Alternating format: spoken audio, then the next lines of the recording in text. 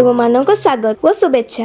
ଆମ ଗଣିତ ବହିର ଜ୍ୟାମିତିର ମୌଳିକ ଧାରଣା ନାମରେ ବିଷୟଟିଏ ଅଛି। ଆସ ସେହି ବିଷୟଟିକୁ ଭଲ ଭାବେ ବୁଝିବା। ଆସ ସାଙ୍ଗ ହୋଇ ବିନ୍ଦୁ ଓ ସରଳ ରେଖା ବାବଦରେ ପଢ଼ିବା। ହଁ ପିଲାମାନେ, ତୁମମାନଙ୍କୁ ସ୍ୱାଗତ କରୁଛୁ। ତୁମମାନଙ୍କ ଗଣିତ ବହିରେ ଜ୍ୟାମିତିର ମୌଳିକ ଧାରଣା ବାବଦରେ ଗୋଟିଏ ବିଷୟ ଅଛି। ଏହି ବିଷୟଟି ଆମେ ଆଜି ବିନ୍ଦୁ ଏବଂ ସରଳ ରେଖା ବାବଦରେ ବୁଝିବା। ତୁମମାନେ ପୂର୍ବବର୍ତ୍ତୀ ଅଧ୍ୟାୟରେ ଜ୍ୟାମିତିକ ଆକୃତି ବାବଦରେ ଧାରଣା ପାଇଥିଲ। ଏପରିକି ତ୍ରିଭୁଜ ଅଙ୍କନ, ଚତୁର୍ଭୁଜ ଅଙ୍କନ ଏହି ସମ୍ବନ୍ଧରେ ତଥ୍ୟ ମଧ୍ୟ ପାଇଥିଲ। ଏହି ଅଧ୍ୟାୟରେ ଆମେ ବିନ୍ଦୁ ଏବଂ ସରଳ ରେଖାର କ'ଣ ସମ୍ପର୍କ ରହିଛି, ବିନ୍ଦୁ କାହାକୁ କହିବା ଏବଂ ସରଳ ରେଖା କାହାକୁ କହିବା, ସେ ବିଷୟରେ ଆଲୋଚନା କରିବା। ଏହି ଆଲୋଚନାକୁ ଯିବା ପୂର୍ବରୁ ଆମେ ପୂର୍ବରୁ ପାଇଥିବା କିଛି ଧାରଣାକୁ ମନେ ପକାଇ ନେବା। ଆସ ଆମେ ଏକ ତ୍ରିଭୁଜ ଅଙ୍କନ କରିବା। ଦେଖ, ଠିକ୍ ଏମିତି ତୁମେ ତ୍ରିଭୁଜ ଅଙ୍କନ କରିଥିଲ, ମନେ ପକାଇ ନିଅ ଟିକେ। ଏବଂ ସେ ତ୍ରିଭୁଜଟିର ନାମକରଣ ମଧ୍ୟ କରିବା। ଠିକ୍ ଅଛି, ତ୍ରିଭୁଜଟିର ନାମକରଣ କଲେ, ଆମେ ତାକୁ ଦେଖିଲେ, ଠିକ୍ ଏମିତି ତୁମେ ତ୍ରିଭୁଜଟିର ନାମକରଣ କରିଥିଲେ। ଏଥିରେ କେତୋଟି ବାହୁ ଅଛି? 3ଟି ବାହୁ ଅଛି। ସେଗୁଡ଼ିକର ନାମ କ'ଣ? କ ଖ ବାହୁ, ଖ ଗ ବାହୁ ଆଉ ଗ କ ବାହୁ। ଠିକ୍ ଅଛି, ଏ କଥାକୁ ଆମେମାନେ ବୁଝିଲେ। ତ୍ରିଭୁଜଟି ଅଙ୍କନ କେମିତି ହେଲା ତାକୁ ମଧ୍ୟ ଆମେ ଦେଖିଲେ। ଏଥର ଆଉ ଗୋଟିଏ କଥାକୁ ମନେ ପକାଇ ନେବା। ତ୍ରିଭୁଜ ଅଙ୍କନ ପରେ ପରେ ବୃତ୍ତଟିଏ ଅଙ୍କନ କରିବା। ଆସ, ଏହି ବୃତ୍ତଟିର କେନ୍ଦ୍ର ଏବଂ ଏହି କେନ୍ଦ୍ର ବିନ୍ଦୁରୁ ବୃତ୍ତର ବ୍ୟାସାର୍ଦ୍ଧ ଅଙ୍କନ କରିବା। ଠିକ୍ ଅଛି, ଦେଖିଲ, କେନ୍ଦ୍ରରେ ଗୋଟିଏ ବିନ୍ଦୁ ଦେଲେ, ବ୍ୟାସାର୍ଦ୍ଧଟି ଆମେ ଦେଖିନେଲେ। ଏହି ସମସ୍ତ କଥା ଆମେ ପୂର୍ବବର୍ତ୍ତୀ ଅଧ୍ୟାୟରେ ଆଲୋଚନା କରିଥିଲେ ଏବଂ ଜାଣିଥିଲେ। ଆମେ ଆଉ ଥରେ ଟିକେ ମନେ ପକାଇ ନେଲ। ତ୍ରିଭୁଜ, ତ୍ରିଭୁଜରେ ଥିବା ବାହୁ, ବୃତ୍ତ ଏବଂ ବୃତ୍ତରେ ଥିବା ବ୍ୟାସାର୍ଦ୍ଧ ଆଉ ବ୍ୟାସର କଥା। ଏହି ସମସ୍ତ କଥା ପରେ ପରେ ଆମକୁ ଆହୁରି ସୁବିଧା ହେବ। ଆମେ ଗୋଟିଏ ନୂଆ କଥା ଆଜି ଶିଖିବା। ତାହା ହେଉଛି ବିନ୍ଦୁ କିଏ ଏବଂ ସରଳ ରେଖା କିଏ, ତା ସହିତ ବିନ୍ଦୁ ଆଉ ସରଳ ରେଖାର ସମ୍ପର୍କ କ'ଣ। ତାହେଲେ ଯିବା ଏଥର ନୂଆ କଥାଟିଏ ମନ ଦେଇ ବୁଝି ନେବା। ପିଲେ, କଳାପଟରେ ଅଙ୍କନ କରାଯାଇଥିବା ଏହି ଚିତ୍ରଟିକୁ ଦେଖ। ଏହା ଏକ ଫୁଟବଲ ଖେଳ ପଡ଼ିଆ। ପଡ଼ିଆ ମଝିରେ ବଲ୍ଟିଏ ରଖାଯାଇଛି। ଶିକ୍ଷକ ଏହି ବଲ୍ଟିକୁ ରଖିବା ପୂର୍ବରୁ ଏଠାରେ ଗୋଟିଏ ଚିହ୍ନ ଦେଇଥିଲେ। ସେ ଯେଉଁ ଚିହ୍ନ ଦେଇଥିଲେ, ସେ ଚିହ୍ନକୁ ପଡ଼ିଆରେ ଦିଆଯାଇଥିବା ବିନ୍ଦୁ ମଧ୍ୟ ଆମେ କହିପାରିବା। ତମେ ଏମିତି ପଡ଼ିଆରେ ଗୋଟେ ଚିହ୍ନ ଅଙ୍କନ କରି ଖେଳ କି ନାହିଁ? ସେଠାରେ ବଲ୍ ରଖିକି ଖେଳ କି ନାହିଁ? ଆଉ ଗୋଟିଏ କଥା ଦେଖ, ଶିକ୍ଷକ ଏ କାଗଜ ଉପରେ ଗୋଟିଏ ଚିହ୍ନ ଦେଲେ। ଏହା କ'ଣ? ଏହା ମଧ୍ୟ ଏକ ବିନ୍ଦୁ।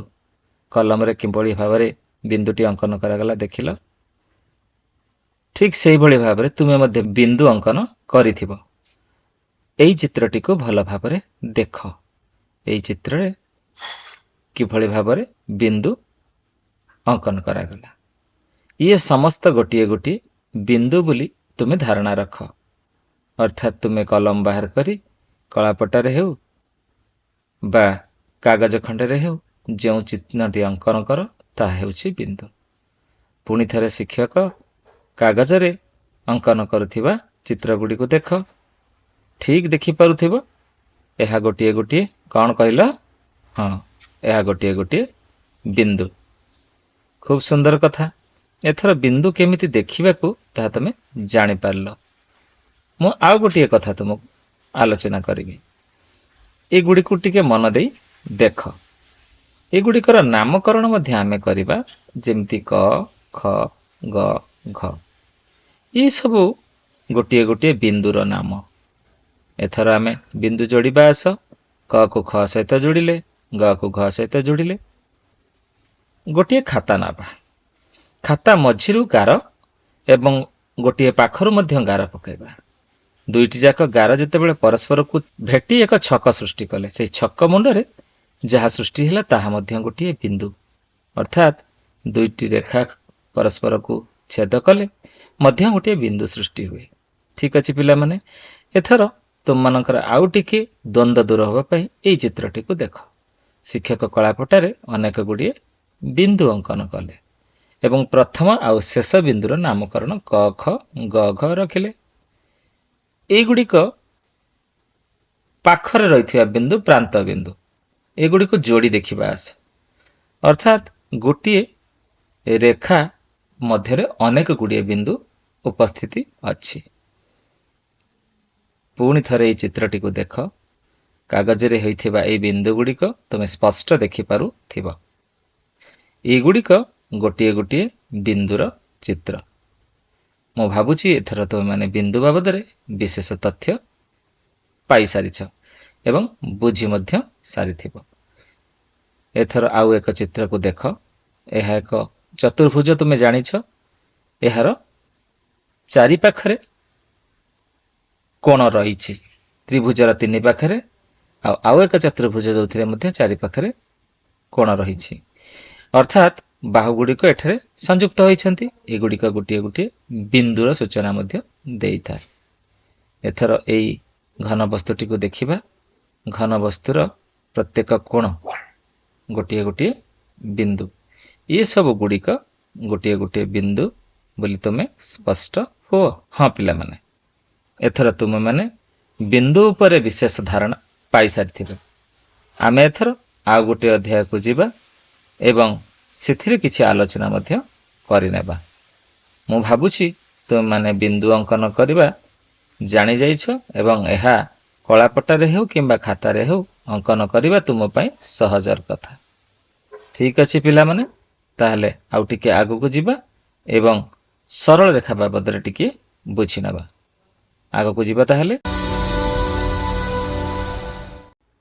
ହଁ ପିଲାମାନେ, ଏଥର ଆମେ ଟିକେ କଳାପଟାକୁ ଦେଖିବା। ଶିକ୍ଷକ କ'ଣ କରୁଛନ୍ତି? ଗୋଟିଏ ପେନସିଲ ଧରି ଗାର ଟାଣୁଛନ୍ତି। ଗାରର ଦୁଇ ପଟରେ ତୀର ଚିହ୍ନ ଦେଲେ। ଆଉ ଗୋଟିଏ ଗାର ଦେଖ, ଶିକ୍ଷକ କଳାପଟରେ ତୁମମାନଙ୍କ ପାଇଁ ଟାଣୁଛନ୍ତି।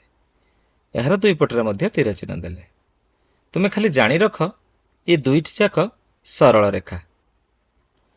ଆଉ ଏକ ଅଙ୍କନକୁ ଦେଖ। ଏଇଟା ଟିକେ ଛୋଟ ଏବଂ ଆଉ ଗୋଟିଏ ଟିକେ ଅଲଗା ଦିଗରୁ ମଧ୍ୟ ଗୋଟିଏ ଛୋଟ ସରଳ ରେଖାଟିଏ ଅଙ୍କନ କରାଗଲା। ଇଏ ସମସ୍ତ ଯାକ ଗୋଟିଏ ଗୋଟିଏ ସରଳ ରେଖା। ପିଲେ, ଆମେ ଯେତେ ବଡ଼ କାଗଜ ଉପରେ ଗୋଟିଏ ଗାର ଟାଣିବା ତାହା ଏକ ସରଳ ରେଖା। କାଗଜଟା ଏତେ ବଡ଼ ହେବ ଯେ ଯଦି ଆମ ଗାର ସରିବନି ତାହା ମଧ୍ୟ ଏକ ସରଳ ରେଖା। ଯେତେ ଦୂର ପର୍ଯ୍ୟନ୍ତ ଗାର ଟାଣିବା ତାହା ଗୋଟିଏ ସରଳ ରେଖା ରହିବ ଯଦି ଗାରଟି ସିଧା ଥିବ। ଆମେ ତାର ନାମକରଣ ଏ ବି ଆଉ ସି ଡି ରଖିପାରିବା ବା କ ଖ ଏବଂ ଗ ଘ ରଖିପାରିବା। ଠିକ୍ ଶିକ୍ଷକ ଯେମିତି ଚିତ୍ରରେ ନାମକରଣ ରଖିଲେ। ତମେ ଦେଖିଲ, ପ୍ରଥମ ସରଳ ରେଖାଟିର ନାମକରଣ ରହିଲା ଏ ଆଉ ବି ସରଳ ରେଖା। ଏହି ସରଳ ରେଖାଟି ମୁଁ ଆଲୋଚନା କରିଥିଲି ଅନେକ ଗୁଡ଼ିଏ ବିନ୍ଦୁର ସମାହାର। ଏ ବି ସରଳ ରେଖା ଭିତରେ ଅନେକ ଗୁଡ଼ିଏ ବିନ୍ଦୁ ଥିବ। ଠିକ୍ ଅଛି। ଅର୍ଥାତ୍ ଏହି ସରଳ ରେଖାଟି ଏ ଗୋଟିଏ ପ୍ରାନ୍ତ ବିନ୍ଦୁ, ବି ଗୋଟିଏ ପ୍ରାନ୍ତ ବିନ୍ଦୁ। ଠିକ୍ ଅଛି, ଏବେ କଥା ଆମେ ବୁଝିପାରିଲେ। ଠିକ୍ ସେମିତି ସି ଡି ସରଳ ରେଖାଟିର ସି ପ୍ରାନ୍ତ ବିନ୍ଦୁ ଆଉ ଡି ହେଉଛି ପ୍ରାନ୍ତ ବିନ୍ଦୁ। ଇଏ ହେଉଛି ସରଳ ରେଖା। ଠିକ୍ ସେମିତି ଆମେ ଏଲ୍ ଆଉ ଏମ୍ ନାମକରଣ ମଧ୍ୟ କରିପାରିବା। ଆମେ ଯେମିତି ଏ ବି ସି ଡି ସରଳ ରେଖା କଲେ, ତାର ଅନ୍ୟ ପ୍ରକାରର ନାମ ଏଲ୍ ସରଳ ରେଖା, ଏମ୍ ସରଳ ରେଖା ମଧ୍ୟ କରିପାରିବା। ତୁମେ ଉପର ଶ୍ରେଣୀକୁ ଗଲେ ଏହାର ବ୍ୟବହାର ମଧ୍ୟ ଶିଖିବ। କେବଳ ଏତିକି ମନେ ରଖ, ଦୁଇ ପ୍ରକାର ନାମକରଣ ମଧ୍ୟ ସରଳ ରେଖାର କରାଯାଇଥାଏ। ଏହି ସରଳ ରେଖାରୁ ଛୋଟିଆ ଖଣ୍ଡ କାଟିକି ଯଦି ଆମେ ନେବା ଏବଂ ତାର ନାମକରଣ କରିବା ତାହାକୁ ରେଖା ଖଣ୍ଡ କୁହାଯାଏ। ଠିକ୍ ଅଛି, ସରଳ ରେଖାରୁ ଛୋଟ ଏକ ଖଣ୍ଡକୁ ଆମେ ରେଖା ଖଣ୍ଡ କହିବା। ଏବେ କଥାଟି ବୁଝିହେଲା। ସରଳ ରେଖା କ'ଣ? ଆଉ ଥରେ ମନେ ପକାଇ ଦେବାକୁ କହିବି। ଅନେକ ଗୁଡ଼ିଏ ବିନ୍ଦୁ ସିଧା ରହିଲେ ଏବଂ ସେହି ବିନ୍ଦୁ ଗୁଡ଼ିକୁ ଯୋଡ଼ି ଗୋଟିଏ ଗାର ଟାଣିଲେ ଯାହା ସୃଷ୍ଟି ହୁଏ ତାହା ହେଉଛି ସରଳ ରେଖା। ଠିକ୍ ଅଛି, କିନ୍ତୁ ଗୋଟିଏ ସିଧାରେ ରହିଥିବା ଦରକାର। ଠିକ୍ ଚିତ୍ରରେ ଯେମିତି ଏ ବି ସରଳ ରେଖା ଦେଖିଲ ଆଉ ସି ଡି ସରଳ ରେଖା ଦେଖିଲ। ଠିକ୍ ଅଛି ପିଲାମାନେ, ଏଥର ଆମେ ସରଳ ରେଖା କ'ଣ ବୁଝିବାକୁ ପାଇଲେ। ହଁ ପିଲାମାନେ, ଆଉ ଗୋଟିଏ କଥା, ତମେମାନେ ଚିତ୍ରରେ ଏ ବି ଏବଂ ସି ଡି ସରଳ ରେଖାକୁ ଦେଖୁଛ। এই ଏ ବି ଆଉ ସି ଡି ସରଳ ରେଖା କେବଳ ରେଖା ନୁହେଁ, ତୁମମାନେ ଜାଣି ରଖିବା ଉଚିତ ଏହି ସରଳ ରେଖା ଭିତରେ ଅସଂଖ୍ୟ ବିନ୍ଦୁ ରହିଅଛି।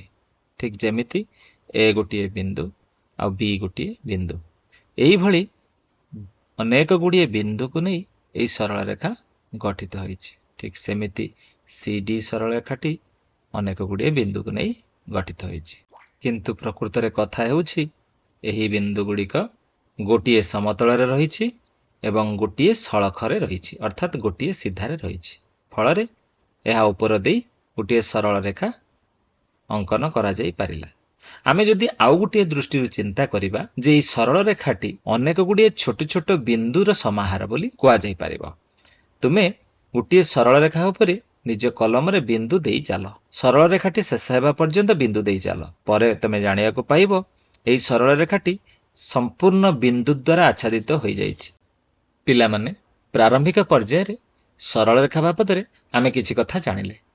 ଏହି ସରଳ ରେଖାର ଅନ୍ୟ କେତେକ ରୂପ, ଅନ୍ୟ କ'ଣ କ'ଣ ବ୍ୟବହାର ଆମେ କରିପାରିବା ସେ ସମ୍ବନ୍ଧରେ ଆମେ ଆସନ୍ତା ଅଧ୍ୟାୟରେ ଜାଣିବା। ଆସନ୍ତା ଅଧ୍ୟାୟରେ ସରଳରେଖା ପରସ୍ପରକୁ ଛେଦ କଲେ କ'ଣ ସୃଷ୍ଟି ହୁଏ ଏବଂ ସରଳରେଖାର ଅବସ୍ଥିତି ଏବଂ ସରଳରେଖା ଆଉ ଅନ୍ୟ କେତେ ଗୁଡ଼ିଏ ସରଳରେଖା ସହିତ କ'ଣ ସମ୍ପର୍କ ସୃଷ୍ଟି କରେ ସେ ସମ୍ବନ୍ଧୀୟ ଅନେକ ତଥ୍ୟ ଆମେ ଜାଣିବାକୁ ପାଇବା। ଆଉ ଏକ ଭିଡ଼ିଓରେ ଏହି ତଥ୍ୟ ତୁମମାନଙ୍କ ପାଇଁ ରହିଅଛି। ତୁମମାନେ ପରବର୍ତ୍ତୀ ଭିଡ଼ିଓକୁ ଦେଖିବ ଏବଂ ସେ ସମ୍ବନ୍ଧୀୟ ସମସ୍ତ କଥା ଜାଣିବାକୁ ପାଇବ। ଆଶା କରୁଛି ଏହି ଭିଡ଼ିଓରୁ ତୁମେ ବିନ୍ଦୁ ସମ୍ବନ୍ଧୀୟ ସମସ୍ତ କଥା ଏବଂ ସରଳ ରେଖା ବାବଦରେ କିଛି କଥା ଜାଣିବାକୁ ପାଇଥିବ। ପରବର୍ତ୍ତୀ ଭିଡ଼ିଓ ପର୍ଯ୍ୟନ୍ତ ତୁମମାନଙ୍କୁ ସ୍ନେହ, ଶ୍ରଦ୍ଧା ଓ ଶୁଭେଚ୍ଛା ଦେଇ ରହୁଛୁ।